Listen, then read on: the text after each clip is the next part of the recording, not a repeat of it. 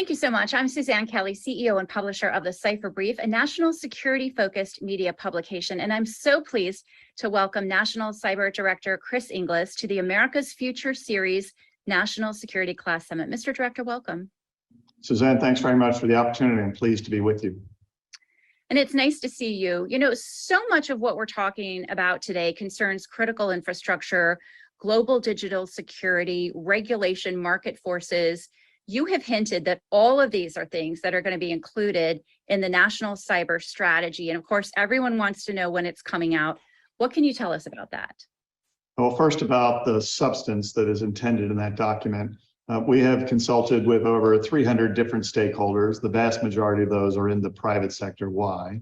Because most of the things that we hold to be critical infrastructure, and it's only critical because it delivers the critical services that we care about, are conducted in the private sector. That's where innovation, capacity generation, sustainment, even defense takes place. So we've broadly engaged them in the private sector to ensure that it reflects their views on what's critical, why it's critical, and what we should do about that. Having said that, we have developed over the last 4 months, I think, a pretty good framework. It's not for me to grade the result, but I think it properly represents those engagements. A framework that reflects what it is we should be doing to ensure that that critical infrastructure, or for that matter, digital infrastructure of all kinds, delivers to our citizens or any user of cyberspace what it should. The content of that document, while it's at the moment embargoed, won't surprise most people. There'll be some discussion in there about what the role of critical infrastructure plays for us, affirming that we don't care about it for its own sake, but rather because the functions that ride on top of it matter to us. We'll talk about what we have to do to use market forces to drive our cyber futures. But at the same time, we'll understand and we'll describe in that there might be a natural limit to those market forces. And at some point, as we have in other sectors of interest, we'll have to specify what the further required attributes are.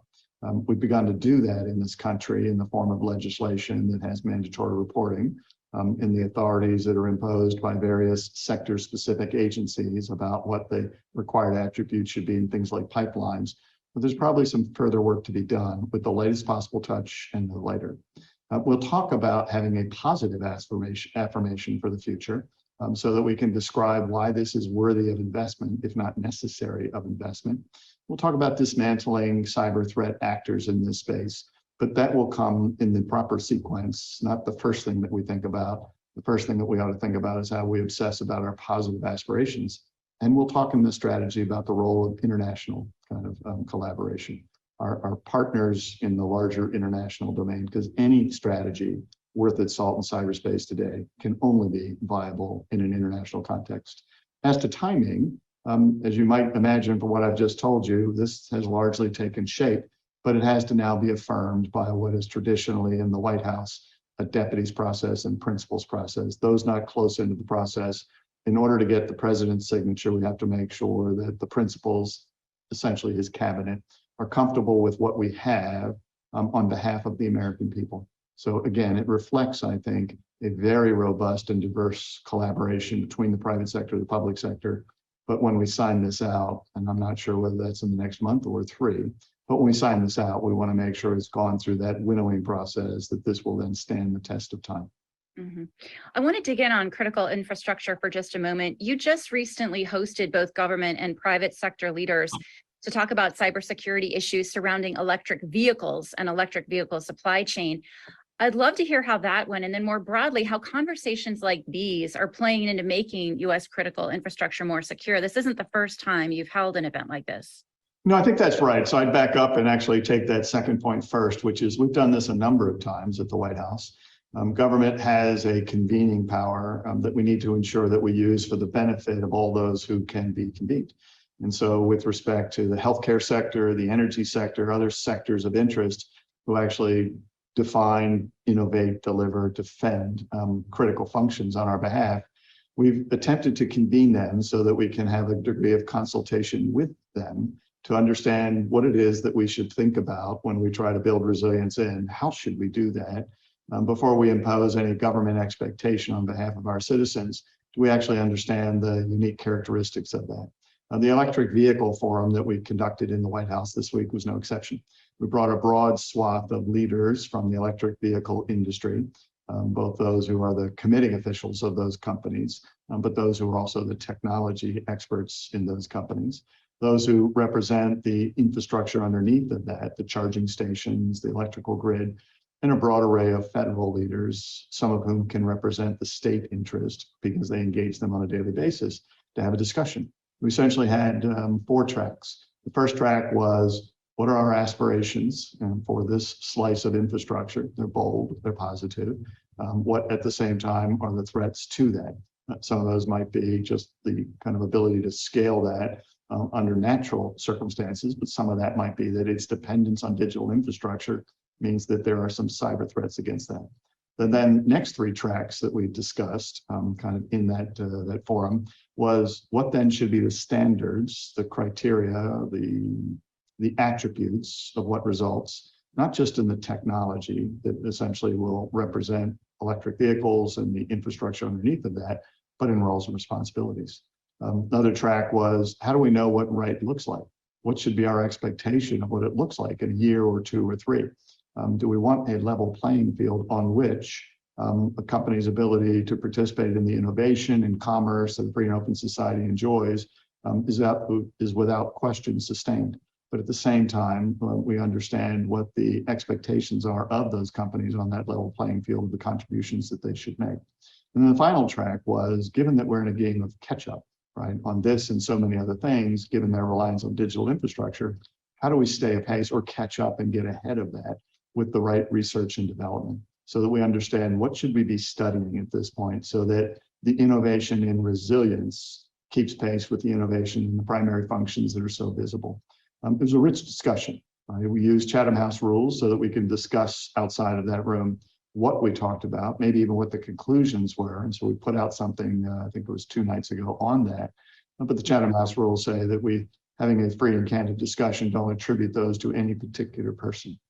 I thought it was a great kind of step forward. I think that the actions that come out of that to stay enjoined across that diverse swath of leadership were perhaps the most important of those actions. This can't be a one and done. We have to do this for various sectors and across sectors, which we propose to do.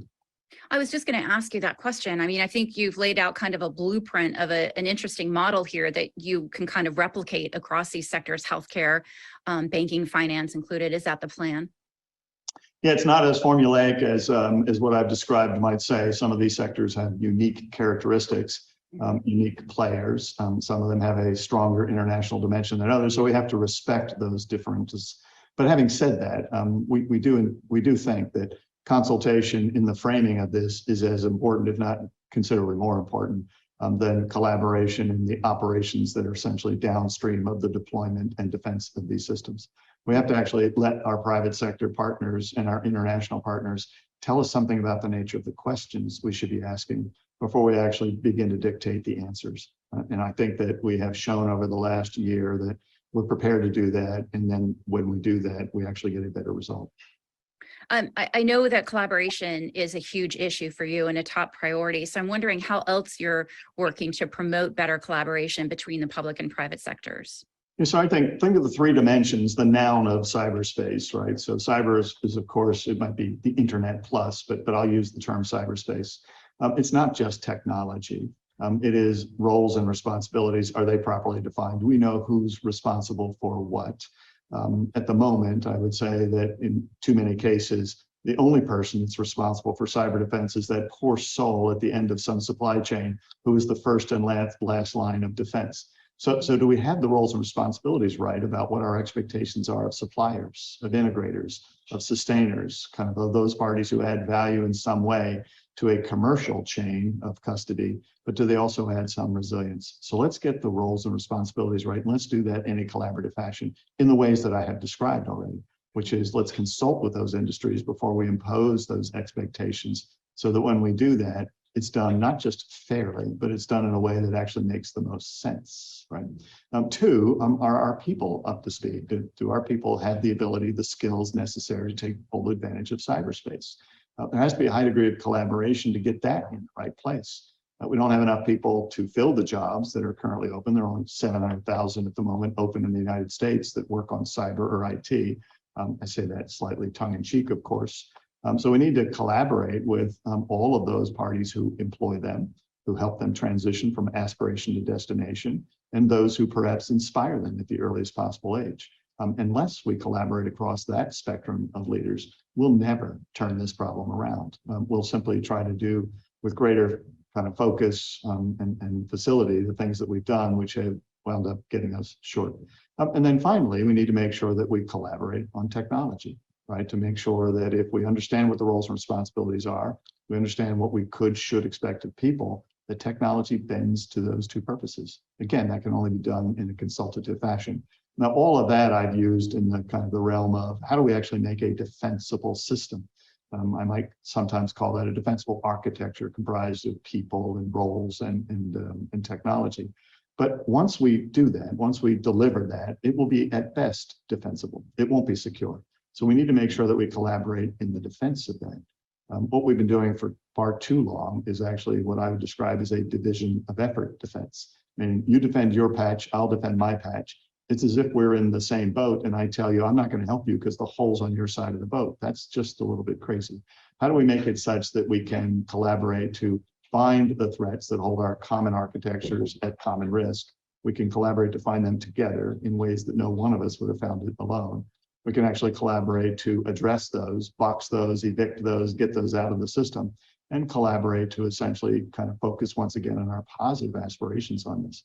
That's what's happening, in my view, in the Ukraine at the moment. The abominable attacks that are taking place both in the physical and the cyber world are being addressed by an investment in resilience, inherent resilience in the architectures underneath. The Ukrainians have shown us that a little bit of investment there has a high leverage in terms of the defensibility of what results. And what's then happening on top of that is a collaborative defense, where the aggressors find themselves having to beat a broad swath of private sector providers who are not in any way, shape, or form exceeding the terms of their service. They're delivering resilient, robust architectures and trying to sustain those in the presence of threats, be they natural or man-made. Right? And so that collective collaborative defense is hard to beat. We've actually made it such you got to beat many of us to beat one of us. Yeah, I was going to mention, it seems like the whole issue in Ukraine since the Russian invasion has really just opened up a whole new world when it comes to collaboration between public and private. And it wasn't really even scheduled or planned to be that way.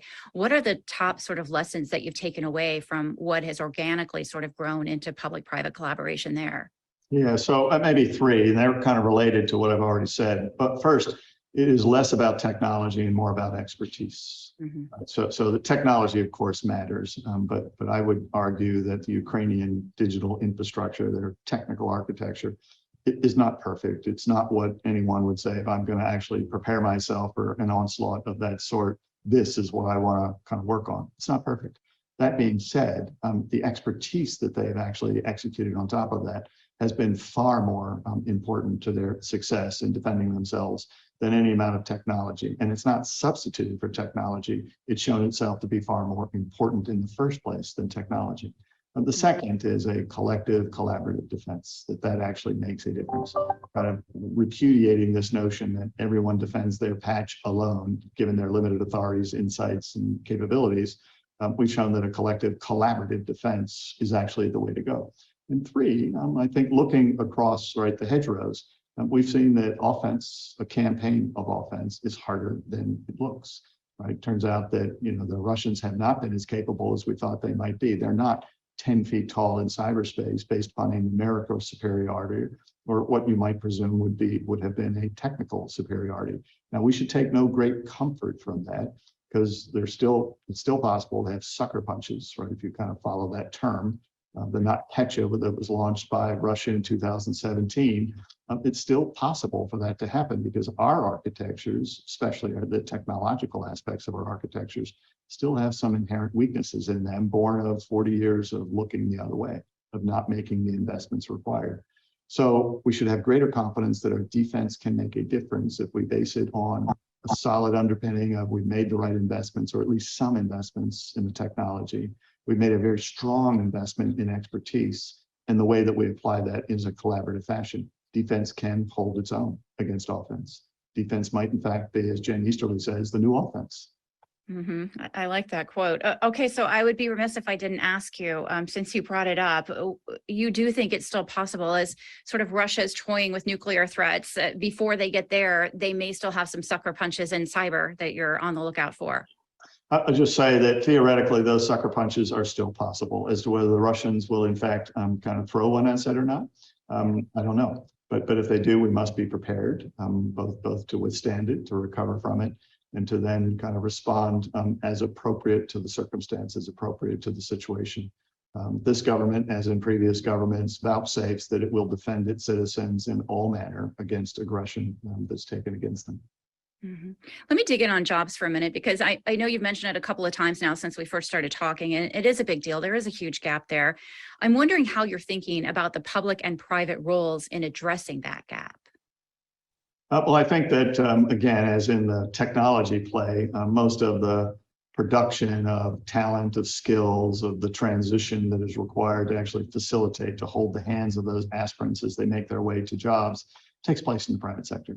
So we have to actually put the government in a place where it is supporting the private sector in every way possible, not just through its convening power, but through incentives, perhaps through its buying power, perhaps through an establishment of expectations that then kind of translate into kind of a broad economic base of how do you actually think about what the next generation's skills should be. We used our convening power this summer, July of this year, to have a workforce education summit at the White House. We focused across that swath of private sector and government leaders at the state and community level as well. But we focused on not just the jobs that have the word cyber or IT in them. I indicated earlier there are about 700,000 of those. But we focused on the adjacent disciplines, whether you're a CEO or a lawyer or a tradesman on a digital factory line somewhere, you need to know more about the digital infrastructure than you might have gotten in the curricula that was developed 50 years ago. And we focus finally on what every citizen needs to know, or how we have to equip them to take full advantage of cyberspace. Government's role in that place, convening that crowd, mobilizing that crowd, understanding it's a horizontal, not a vertical strategy that merges, is to give every one of those parties an opportunity to make a contribution and connect them and leverage them so that it will then have an effect at scale. I'm sorry, you were going to say. No, I was just going to say, and then it's an education mission, really, isn't it? It is. Well, it might be that it's an awareness mission for some. It's a training mission, skills for some, and an education mission, which then has the knock-on effect of having educated someone on how to learn in this space. Maybe critical thinking skills are important to that. They can then continue to adjust on their own accord as the changing circumstances of cyber play out. Yeah, we all need more critical thinking skills for sure. It took several months for your office to get up and running in terms of funding, staffing, strategy. If you had to give yourself a report card, where are you ahead of the curve, and where do you still need a little work? I get to grade myself? You get to grade yourself on this one. How lucky am I?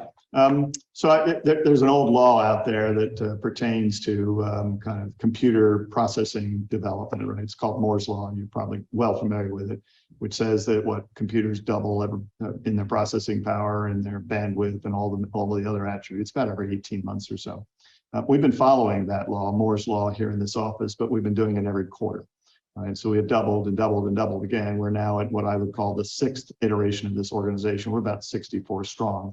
But what we tried to do early on was to nail culture to the wall, right? To say this is the purpose of our power.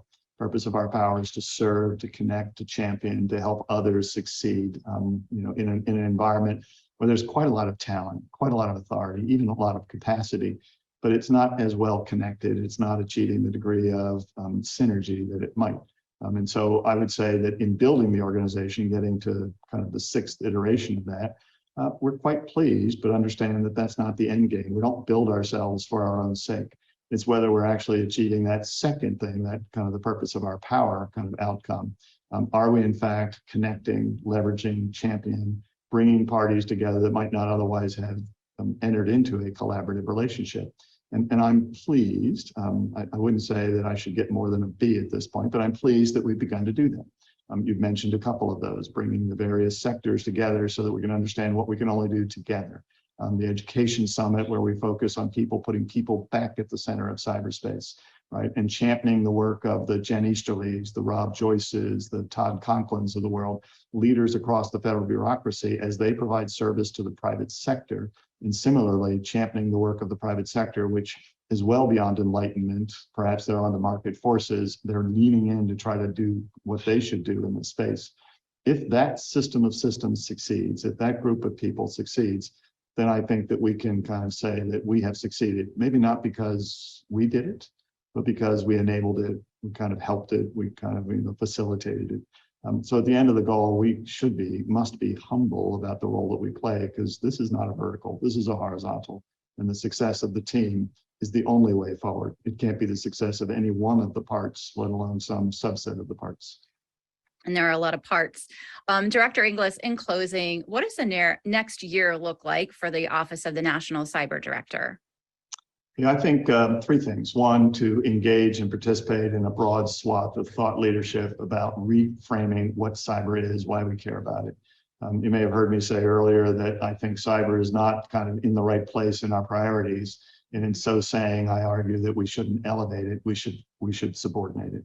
Do we get to a place where everybody understands that cyber is the foundation of the things we care about in our daily lives, my ability to do banking or my social calendar, or kind of to deliver or avail myself of critical functions? If we can achieve that, not for its own sake, but if we can achieve that and get people to say, I got it, I care about cyber because I care about its role or its support to the things I already care about, then you begin to mobilize more people, if not all people, to participate in the creation of resilience and the defense of what results, as opposed to the presumption today, which is far too often, it's the people with cyber IT in their job titles, it's their job. So I think we need to mobilize the crowd. We need to mobilize people to think about cyber in a fundamentally different way.